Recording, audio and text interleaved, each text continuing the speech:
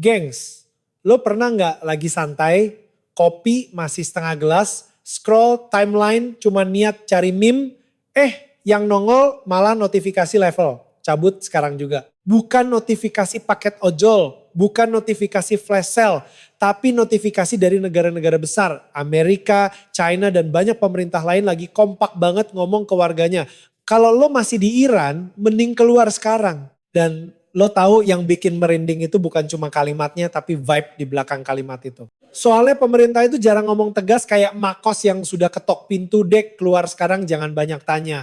Kalau sudah sampai tahap leave immediately itu artinya bukan siap-siap tapi sudah siap belum. Jadi gini, kita tarik napas dulu biar nggak ikut ke bawah panik massal. Kita ngobrol kayak biasa aja, kayak lagi nongkrong di warung pinggir jalan, tapi topiknya bukan harga cabai. Ini topiknya geopolitik yang lagi panasnya kayak wajan gorengan. Dalam 48 jam terakhir di akhir Februari 2026, sinyal-sinyal dari Washington dan Beijing itu kayak sirene yang bunyinya makin dekat. Amerika bukan cuma mengeluarkan peringatan buat warganya yang ada di Iran, tapi juga ngasih izin ke sebagian staf pemerintah non-darurat dan keluarga mereka untuk meninggalkan Israel karena alasan risiko keamanan. Dan di saat yang sama, Cina juga ngasih imbauan ke warga negaranya di Iran buat segera pergi, plus menyarankan supaya jangan bepergian ke sana kalau nggak perlu. Nah, kalau dua pemain besar yang biasanya suka beda frekuensi aja, tiba-tiba kompak ngomong mending cabut, itu biasanya bukan karena mereka lagi kangen drama bareng, tapi karena ada potensi sesuatu yang lebih serius di belakang layar. Kita mulai dari sisi Amerika dulu. Dari pernyataan-pernyataan yang keluar, Menteri Luar Negeri AS Marco Rubio mengulang lagi pesan yang sebenarnya sudah sering muncul kalau situasi lagi rawan. Jangan pergi ke Iran untuk alasan apapun, dan kalau lo orang Amerika yang sekarang masih ada di Iran, keluar segera. Di paket pesannya juga ada isu wrongful detention, alias penahanan yang dianggap tidak adil, yang bikin Washington makin sensitif. Buat orang biasa ini mungkin kedengarannya kayak urusan elit. Tapi buat orang yang lagi ada di lapangan, pernyataan kayak gitu biasanya jadi alarm. Kalau situasi meledak, akses bantuan konsuler bisa terbatas, penerbangan bisa berhenti, jalur darat bisa macet, dan orang-orang bisa terjebak. Dan saat negara bilang keluar sekarang, mereka nggak ngomong itu buat gaya-gayaan. Mereka ngomong karena mereka menghitung skenario terburuk, bukan skenario terbaik. Terus, kenapa nyambung ke Israel? Ini bagian yang sering bikin orang bingung. Lah, kok Amerika ngomongin staf kedutaan di Israel juga? Kan yang disuruh cabut itu dari Iran. Nah, di geopolitik, satu titik panas itu jarang berdiri sendirian. Kalau Iran dan Amerika makin tegang, Israel hampir selalu masuk dalam kalkulasi. Karena peta aliansi dan ancaman di kawasan itu rumit. Jadi ketika kedutaan besar AS di Yerusalem mengumumkan bahwa staf non-darurat dan keluarga mereka diizinkan untuk pergi karena risiko keamanan, itu semacam indikator bahwa Washington melihat potensi eskalasi yang bisa berdampak ke wilayah sekitar. Sederhananya mereka lagi nyiapin payung sebelum hujan badai, bukan sebelum gerimis. Di sisi lain, Rubio juga dijadwalkan mau terbang ke Israel pada awal Maret, sekitar tanggal 2 sampai 3, buat bahas prioritas regional, termasuk Iran. Ini penting buat narasi, karena artinya situasi ini bukan cuma headline dadakan, tapi sedang diproses di level diplomasi paling atas. Lengkap dengan pertemuan, koordinasi, dan pesan-pesan ke sekutu. Ketika pejabat tinggi jalan-jalan dalam konteks krisis, itu bukan road trip cari humus. Itu biasanya buat menyusun posisi, menyamakan langkah, dan siapin opsi. Sekarang kita geser ke China. Banyak orang di Indo mikir, China kan dekat sama Iran, sering kerjasama. Kok ikut-ikutan menyuruh warganya pergi? Nah, ini poin yang menarik. China itu bisa punya hubungan ekonomi dan politik dengan Iran, tapi kalau urusan keselamatan warga negara, mereka juga nggak mau ambil risiko. Imbauan keluar secepat mungkin, itu biasanya muncul ketika sebuah negara menilai risiko eksternal meningkat.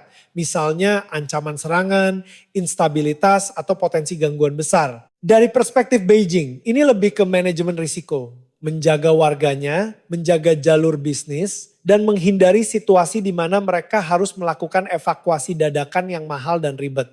Karena evakuasi dadakan itu bukan kayak pindahan kos-kosan.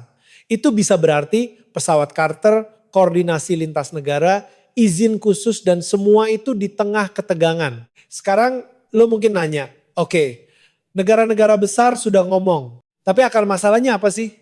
Intinya kembali ke isu nuklir Iran dan proses negosiasi antara Washington dan Tehran. Ada putaran pembicaraan terbaru yang menurut banyak laporan belum menghasilkan terobosan yang jelas. Dan di saat negosiasi nggak bergerak cepat, tekanan politik dan militer biasanya naik. Presiden AS Donald Trump, dia juga bilang belum ada keputusan final soal tindakan militer, tapi dia nggak menutup kemungkinan penggunaan kekuatan kalau dianggap perlu. Di sini kata-kata belum memutuskan, itu kadang bikin orang santai. Tapi sebenarnya justru bikin situasi makin tegang karena artinya semua opsi masih di meja dan semua pihak harus bersiap. Terus ada satu pemain yang sering luput dari perhatian, Oman.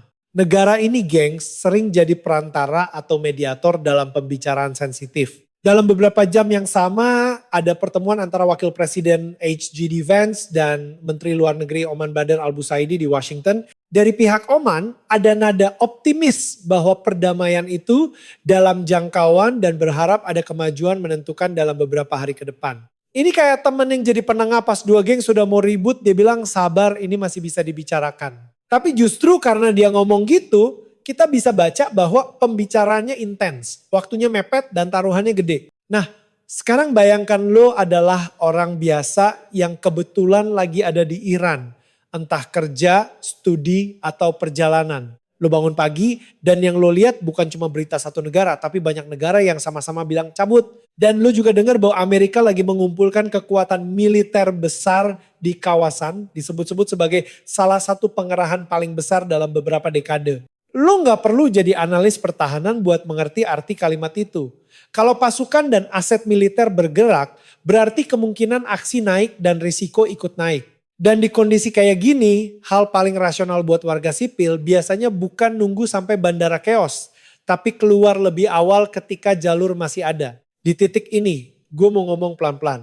Peringatan pemerintah itu bukan berarti perang pasti terjadi besok pagi. Tapi peringatan pemerintah adalah tanda bahwa probabilitas kejadian buruk naik cukup signifikan. Sehingga mereka merasa perlu ngomong keras. Ini kayak BMKG ngasih peringatan cuaca ekstrim. Bukan berarti rumah lo pasti kebanjiran. Tapi kalau lo masih santai cuci mobil pas langit sudah hitam pekat, ya itu keputusan berani yang kadang hasilnya bikin nangis. Kita juga perlu paham satu hal, kata segera itu beda makna di situasi normal dan situasi krisis. Di situasi normal, segera bisa berarti besoklah.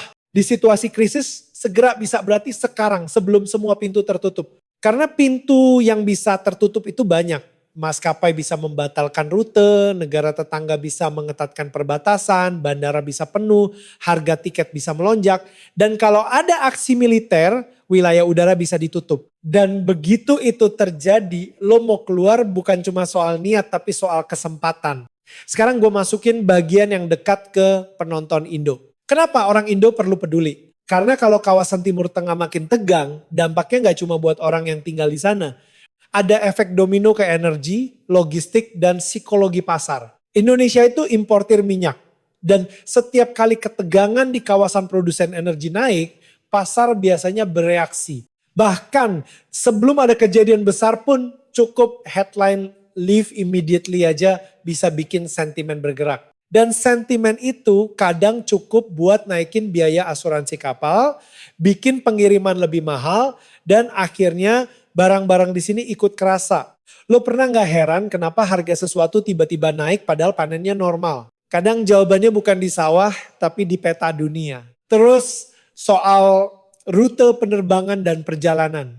Banyak orang Indo kalau ke Eropa atau Amerika suka transit di hub Timur Tengah atau minimal melewati wilayah udara yang terpengaruh kalau situasi memburuk. Kalau terjadi eskalasi, maskapai bisa mengubah rute, waktu tempuh lebih lama, biaya lebih tinggi, dan jadwal lebih kacau. Dan buat pekerja migran atau diaspora yang ada di kawasan Teluk, ketegangan regional bisa bikin aturan keamanan berubah, kegiatan tertentu dibatasi, dan suasana jadi nggak nyaman.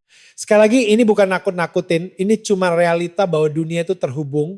Dan kalau satu simpul terbakar, asapnya bisa nyampe kemana-mana. Nah sekarang karena ini kunci dari cerita, kita balik lagi ke pertanyaan. Kenapa sampai banyak negara minta warganya keluar dari Iran? Ada beberapa alasan yang bisa kita jelasin dengan bahasa warteg. Pertama, ada risiko konflik langsung antara Amerika dan Iran kalau negosiasi macet dan tekanan meningkat. Kedua, ada risiko serangan balik atau respon regional yang bisa melebar. Termasuk ke target-target yang terkait Amerika atau sekutunya. Ketiga, ada risiko keamanan internal. Ketika negara tegang dari luar, pengawasan di dalam bisa makin ketat, suasana bisa makin sensitif, dan warga asing bisa jadi lebih rentan terhadap salah paham, penahanan, atau kesulitan bergerak. Keempat, ada risiko logistik. Ketika krisis meledak, yang pertama kali kacau itu transportasi dan komunikasi. Dan lucunya, manusia itu sering kalah sama psikologi sendiri. Banyak orang kalau dengar peringatan justru mikir, paling gak kejadian. Sampai akhirnya kejadian dan dia bilang, kok bisa? Ini pola klasik, gengs. Kayak orang Jakarta yang setiap tahun kaget banjir padahal sudah tahu titiknya. Bedanya, kalau banjir, lo masih bisa naik motor ke tempat lebih tinggi. Kalau krisis geopolitik, akses lo bisa ditutup bukan sama air, tapi sama keputusan negara. Di sisi diplomasi ada juga narasi tekanan maksimal. Ketika Amerika ngasih peringatan itu bukan cuma soal keselamatan, tapi juga sinyal politik ke Iran. Kami serius, kami siap dan kami tidak akan menoleransi hal tertentu. Di sisi Iran, mereka juga punya kalkulasi sendiri, termasuk soal kedaulatan dan posisi tawar. Jadi komunikasi publik itu jadi bagian dari permainan, di mana kata-kata bisa jadi alat, bukan cuma informasi. Nah, sekarang gue mau tarik lo ke sebuah adegan yang gampang dibayangkan. Bayangkan bandara internasional di sebuah negara yang lagi tegang. Di awal masih normal, orang mengantre check-in, kopi masih ada. Tapi begitu berita eskalasi keluar, tiba-tiba tiket ludes, harga naik, orang panik, koper numpuk, petugas kewalahan. Dan setiap orang nanya hal yang sama, masih bisa terbang gak? Di titik itu, keputusan terbaik biasanya adalah keputusan yang sudah diambil sebelum semua orang lari bareng. Karena kalau lo lari bareng, yang terjadi bukan lari tapi macet. Dan macet itu musuh utama evakuasi. Gue juga pengen lo paham kenapa pemerintah suka menyarankan pesan tiket sekarang atau keluar secepatnya. Karena mereka tahu satu hal, kapasitas transport itu terbatas. Penerbangan itu ada slotnya.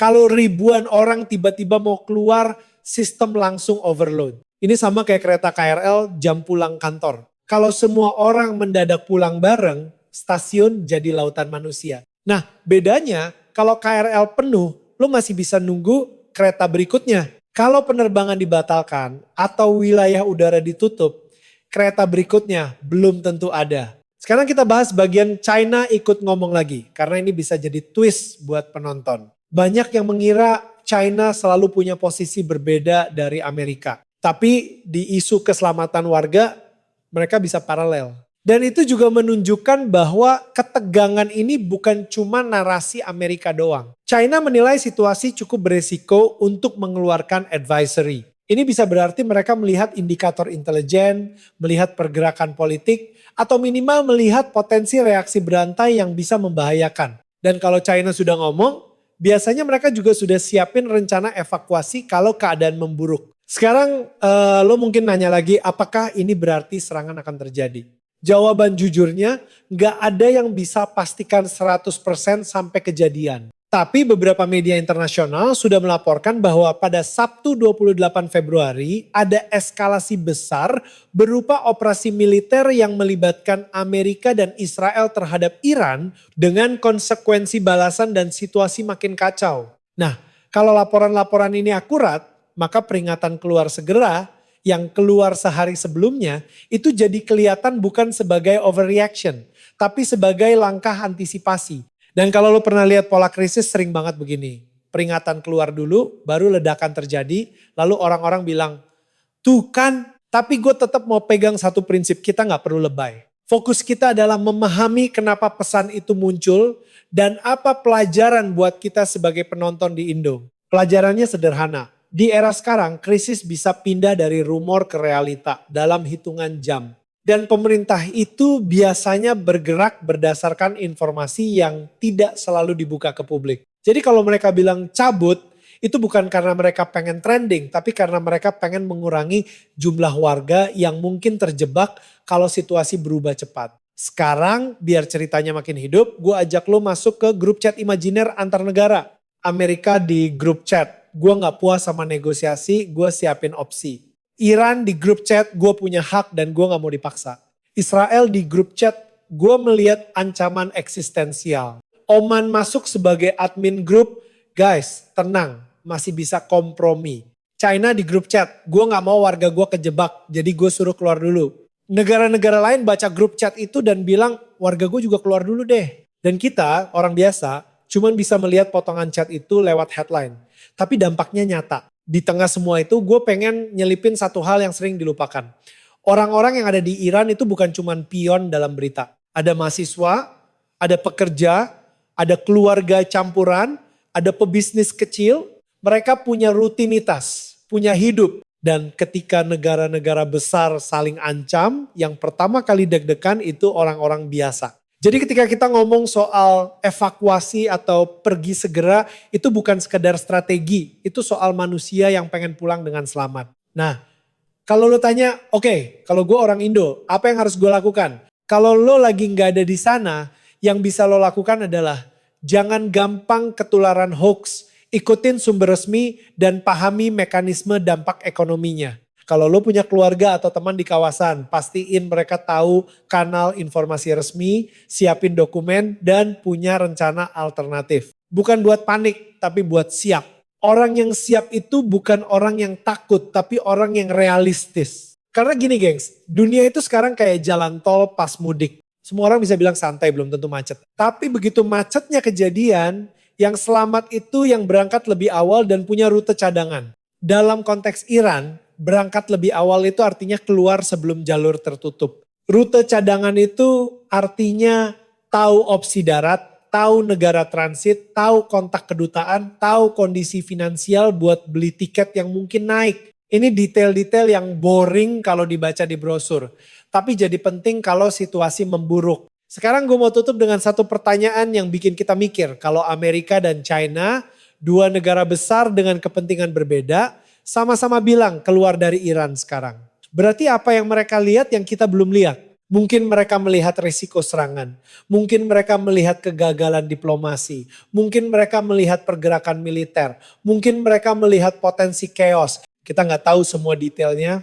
Tapi yang jelas pesan itu adalah sinyal bahwa tensi sudah melewati batas normal. Dan ketika tensi sudah lewat, yang kita butuhkan bukan panik tapi kewaspadaan. Jadi gengs, kalau lo hari ini baca headline kayak gitu, jangan cuma bilang wah jauh. Karena kadang yang jauh itu cuma jarak, bukan dampak. Dunia itu saling tarik menarik dan satu tarikan keras di Timur Tengah bisa bikin getaran sampai ke harga bensin di sini, sampai ke ongkir paket lu, sampai ke mood pasar.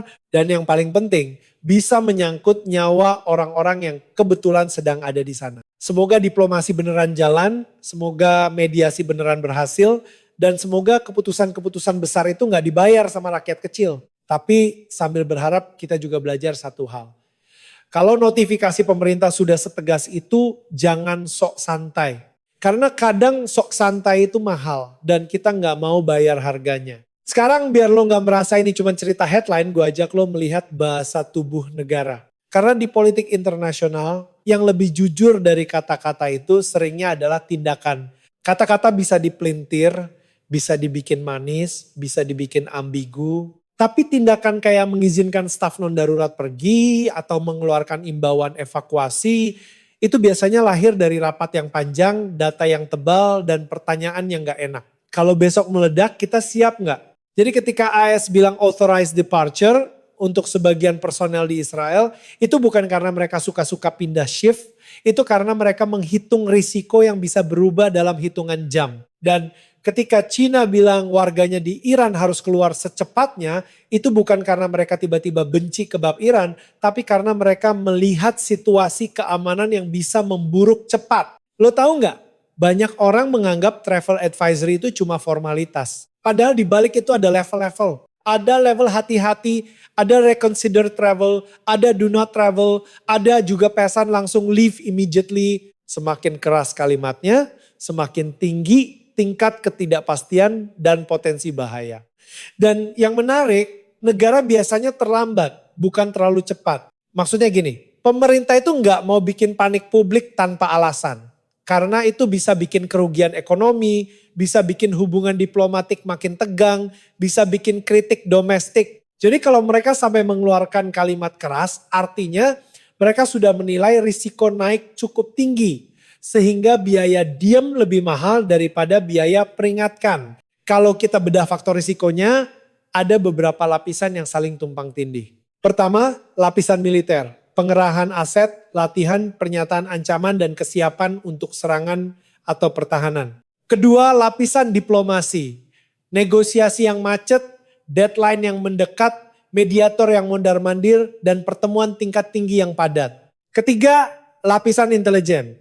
Indikator yang tidak selalu dipublikasikan, tapi cukup untuk membuat pejabat menyimpulkan bahwa kemungkinan eskalasi sedang naik. Keempat, lapisan sosial dan keamanan domestik. Ketika tekanan eksternal naik, kondisi di dalam negeri bisa ikut mengeras dan warga asing bisa berada dalam posisi yang lebih rentan terhadap salah paham, penahanan, atau kesulitan bergerak. Sekarang kita ngomongin Iran dengan kepala dingin. Iran itu negara besar, punya struktur keamanan yang kuat, dan punya sejarah panjang tegang dengan Amerika sejak lama. Jadi ketika dua pihak saling ngomong keras, orang lokal mungkin sudah terbiasa dengan retorika. Tapi peringatan cabut itu seringnya bukan untuk orang lokal, melainkan untuk warga asing yang justru lebih rentan karena keterbatasan jaringan, bahasa, dan perlindungan. Dan khusus untuk orang Amerika, Iran dan Amerika memang tidak punya hubungan diplomatik normal. Itu berarti akses konsuler langsung juga terbatas. Makanya ketika Washington bilang keluar segera, itu juga mengakui keterbatasan. Kalau situasi jadi chaos, kemampuan mereka untuk membantu warganya di tempat bisa lebih sulit. Sekarang, lu mungkin mikir,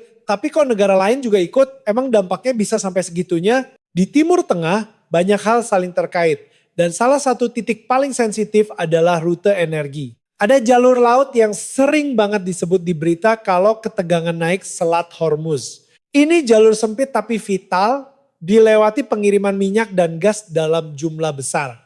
Kalau ketegangan naik, bahkan tanpa perang pun, biaya asuransi kapal bisa naik, perusahaan pelayaran bisa lebih hati-hati, dan pasar langsung bereaksi karena pasar itu alergi sama ketidakpastian. Dan ketika pasar bereaksi, efeknya bisa nyampe ke negara yang jaraknya ribuan kilometer, termasuk Indonesia.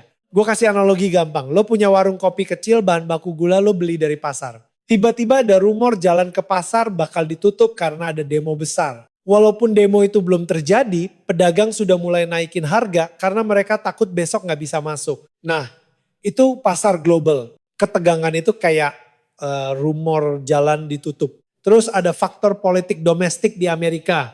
Ketika pemimpin ngomong keras soal Iran, itu juga punya audiens domestik. Pendukung, oposisi, kongres, pemilih.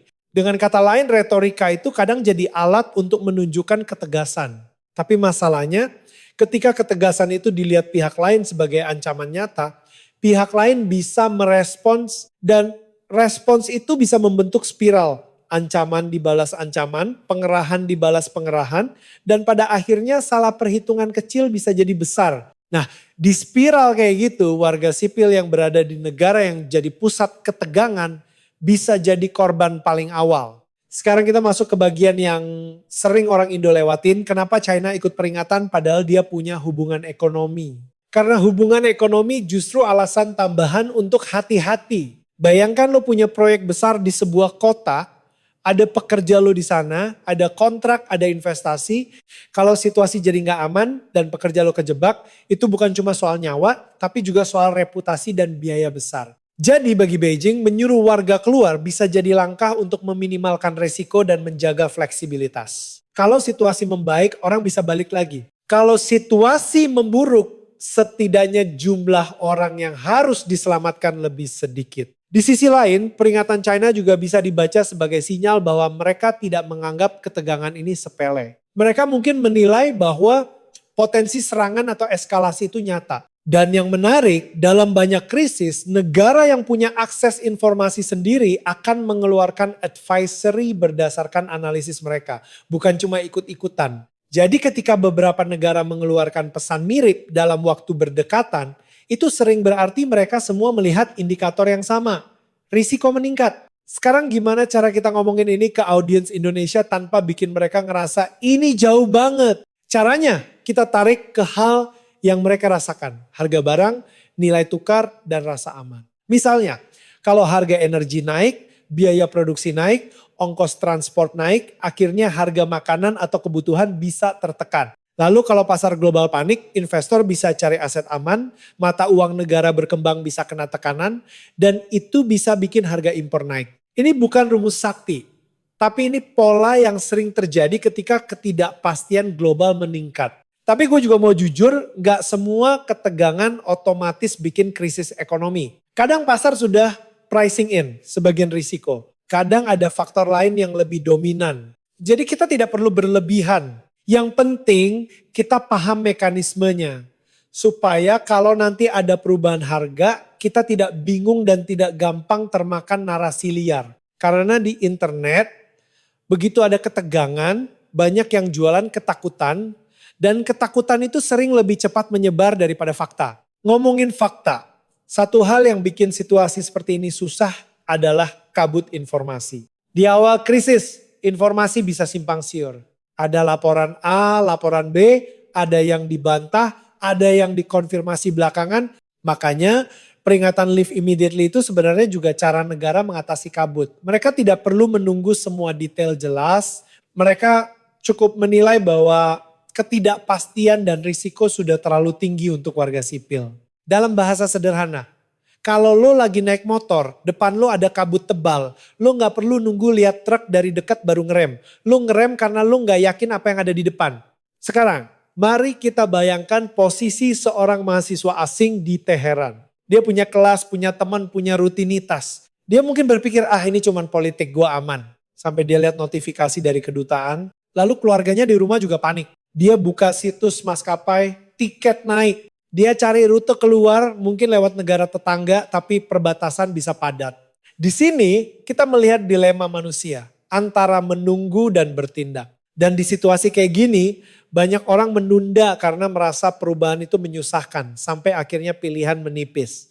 Makanya pesan keluar sekarang itu juga mengintervensi kebiasaan manusia untuk menunda. Gue juga mau masukin sisi psikologi yang lucu tapi nyata. Manusia cenderung percaya hal yang bikin dia nyaman. Kalau kenyataan tidak nyaman, dia akan mencari alasan untuk tetap nyaman. Nenggak apa-apa. Ini cuma gertakan. Berita suka lebay. Sampai kenyataan memaksa dia bergerak. Dalam krisis, bias kenyamanan itu bisa berbahaya. Dan pemerintah ketika mengeluarkan peringatan keras, pada dasarnya sedang mencoba memotong bias itu.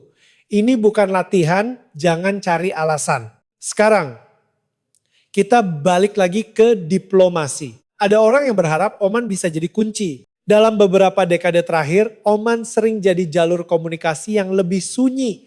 Tempat pesan bisa disampaikan tanpa terlalu banyak drama publik. Ketika Oman bilang peace within reach, itu memberi harapan. Tapi harapan itu juga mengakui bahwa kalau tidak ada keputusan atau kompromi cepat, keadaan bisa meluncur ke arah sebaliknya. Jadi justru kata-kata optimis di tengah krisis kadang menunjukkan betapa gentingnya situasi. Orang bilang optimis karena dia butuh semua pihak tetap duduk di meja, bukan berdiri di medan. Nah, ada satu lagi elemen, jadwal. Ketika kita dengar akan ada diskusi lagi hari ini atau teknis talk minggu depan, itu menunjukkan ada deadline yang berjalan. Dalam negosiasi, deadline bisa bikin kompromi terjadi, tapi juga bisa bikin tekanan meningkat. Dan ketika deadline makin dekat dan hasil belum jelas, pihak-pihak bisa memainkan kartu yang lebih keras untuk meningkatkan posisi tawar. Dalam situasi seperti ini, peringatan evakuasi sering keluar karena negara tidak mau warganya berada di tempat yang bisa jadi panggung demonstrasi kekuatan. Oke, sekarang gue buat bagian yang lebih street supaya penonton Indo tetap nempel. Anggap aja geopolitik itu kayak konflik antar geng di satu komplek.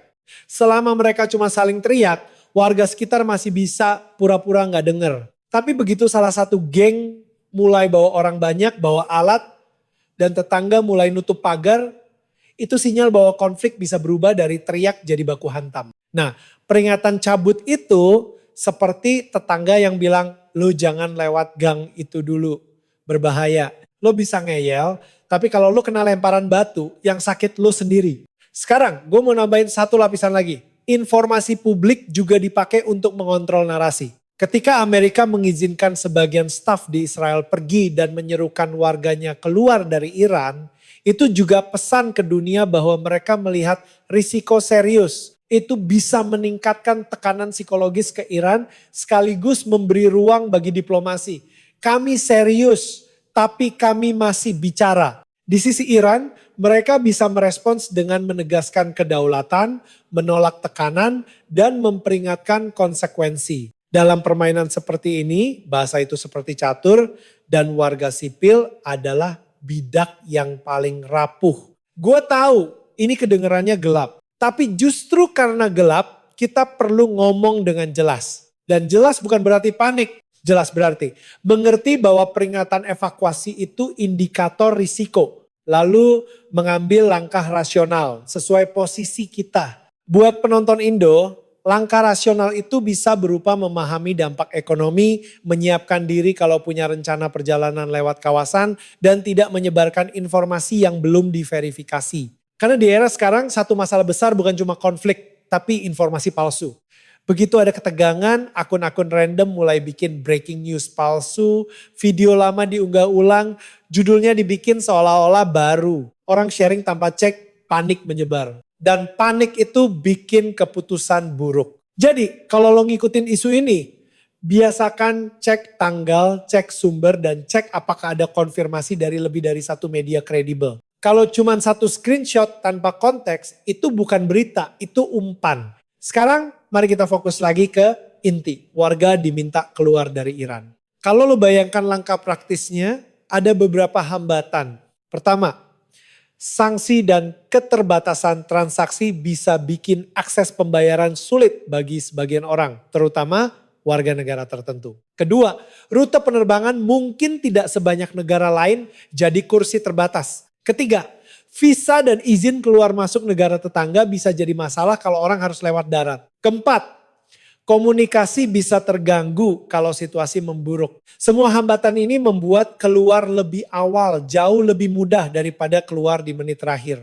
Dan kalau lo nanya, kenapa pemerintah nggak langsung evakuasi pakai pesawat? Evakuasi itu kompleks. Negara harus tahu siapa warganya, di mana mereka berada, apakah mereka mau dievakuasi, dan jalurnya lewat mana. Mereka juga harus negosiasi izin penerbangan atau izin lewat wilayah udara. Di tengah krisis, izin bisa berubah cepat. Jadi sebelum evakuasi besar-besaran, langkah paling sederhana yang bisa dilakukan pemerintah adalah memberi peringatan supaya orang pergi sendiri dulu selama jalur komersial masih ada. Ini seperti sebelum kebakaran besar. Petugas bilang, keluar lewat tangga sekarang bukan menunggu mobil pemadam mengangkat orang satu-satu. Oke, sekarang kita bikin cerita ini punya plot yang lebih jelas. Plotnya begini, negosiasi nuklir macet, retorika meningkat, pengerahan militer meningkat, mediator bekerja, negara-negara mengeluarkan peringatan, orang-orang mulai keluar, dan dunia menahan napas, apakah diplomasi menang atau konflik meledak. Itu plot besar. Dan di plot besar itu Amerika dan Cina bukan sekadar tokoh. Mereka adalah indikator suhu. Kalau indikator suhu dua arah menunjukkan panas, berarti kompor sedang menyala. Gue juga mau bahas satu hal yang sering disalahpahami. Ketika negara mengatakan Iran tidak boleh punya senjata nuklir, itu bukan cuma slogan. Itu terkait dengan perhitungan keamanan, keseimbangan kekuatan, dan kekhawatiran tentang perlombaan senjata di kawasan. Di sisi lain, Iran sering menekankan haknya untuk program nuklir sipil dan menolak diperlakukan tidak adil. Konflik narasi ini membuat kompromi sulit karena kedua pihak tidak hanya bernegosiasi soal teknis, tapi juga soal harga diri dan legitimasi. Dan ketika harga diri masuk, logika bisa kalah. Nah, Buat penonton yang suka bilang, ya sudah biarin aja mereka ribut. Gue pengen bilang, kalau dua pihak ribut di rumah sebelah, rumah lo bisa ikut terbakar kalau api merembet. Dunia itu bukan apartemen yang kedap suara. Ekonomi global itu satu jaringan. Jadi kita perlu minimal tahu garis besarnya supaya kita tidak kaget. Sekarang gue mau kasih closing yang lebih nendang tapi tetap manusiawi. Di tengah semua ketegangan ini, ada satu hal yang selalu benar. Yang paling mahal adalah nyawa dan keselamatan. Politik bisa berubah, negosiasi bisa lanjut, pemimpin bisa ganti.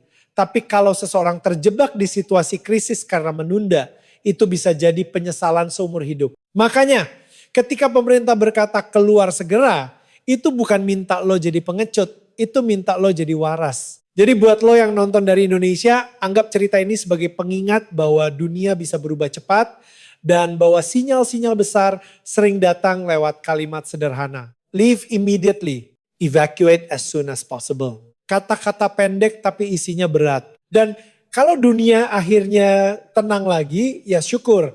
Tapi kalau dunia makin panas, orang yang sudah bergerak lebih dulu biasanya yang paling aman. Gengs, semoga yang menang adalah diplomasi. Semoga meja perundingan lebih kuat daripada ego. Semoga mediator seperti Oman benar-benar bisa mengunci kesepakatan yang mencegah hal buruk. Tapi sambil berharap kita juga belajar satu skill yang penting di era 2026.